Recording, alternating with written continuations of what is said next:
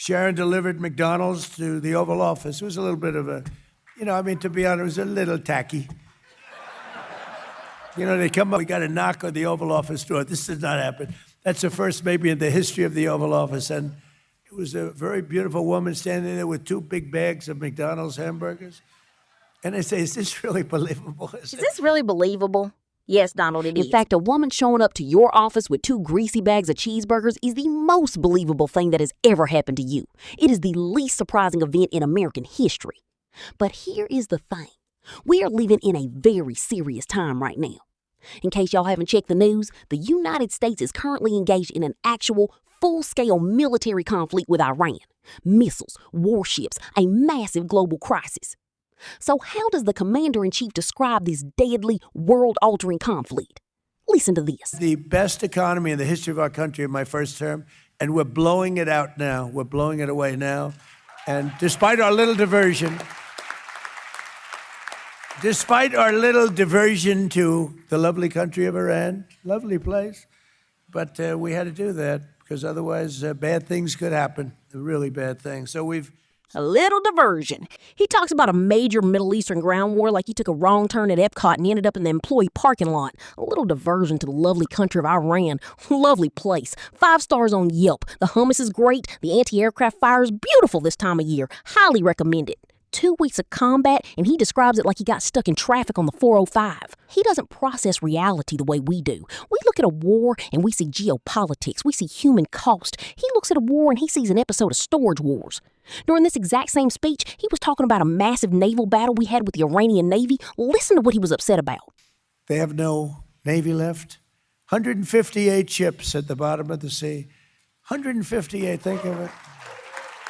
158. I got angry. I said, why didn't you save them? We could have used them, They would rather shoot them than save them. I said, what the hell? It's only money. He is mad we didn't save the boats.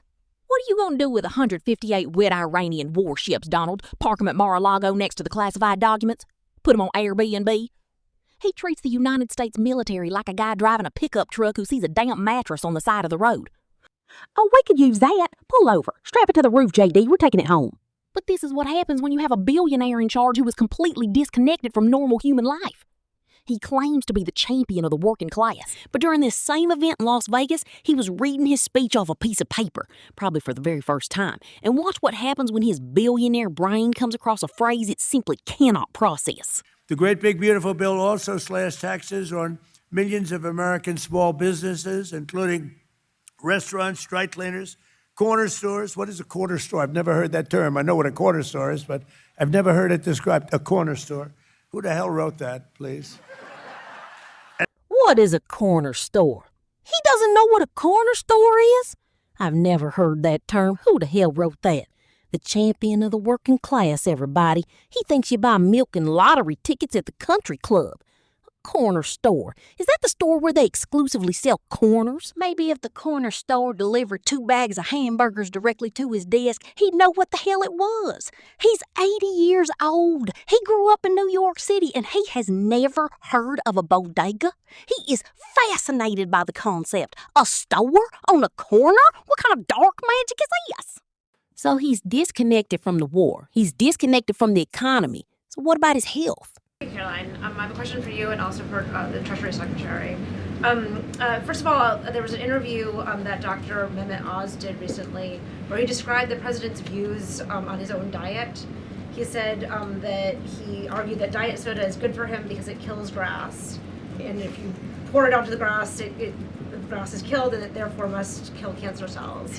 I'm wondering if you can, was this sort of an accurate description of how the president sees? Look, as we all know in this room, I think you know the president has a very good sense of humor. It's one of his most underreported characteristics, I would say. I have heard him tell this joke before. I think the Wall Street Journal should get a better sense of humor. And then another one for you.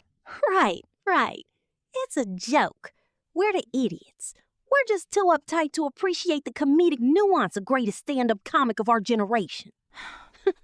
I am really amazed by all this. I mean, every time he says something completely insane, the White House comes out and tells us we just don't understand his high-level comedic genius. But look, let me get real for just a second here. Because this stuff is funny, but it's also wild to watch. We have actual troops in harm's way right now. We have men and women deployed across the globe for this little diversion. And usually in times of war, our leaders try to bring the country together. They turn to faith. They ask for spiritual guidance to carry the heavy burden of leadership. So what is the administration doing? Well, the Pope recently spoke out against the war. The Pope said that God isn't on the side of those who wield the sword. He's anti-war because he is the Pope. So what did Vice President J.D. Vance do? He did what this administration does best. He picked a petty fight with the Vatican. And look, there are certainly things that the Pope has said in the last few months that I disagree with. Let me just take like one very concrete example, related to this conflict in Iran. So the Pope said something where he said, and I'm gonna try to remember the exact quote, but he said that God is never on the side of those who wield the sword. God is never on the side of those who wield the sword. I'm pretty sure that he said that exact statement. Now, on the one hand, again, I like that the Pope is an advocate for peace. I think that's certainly one of his roles.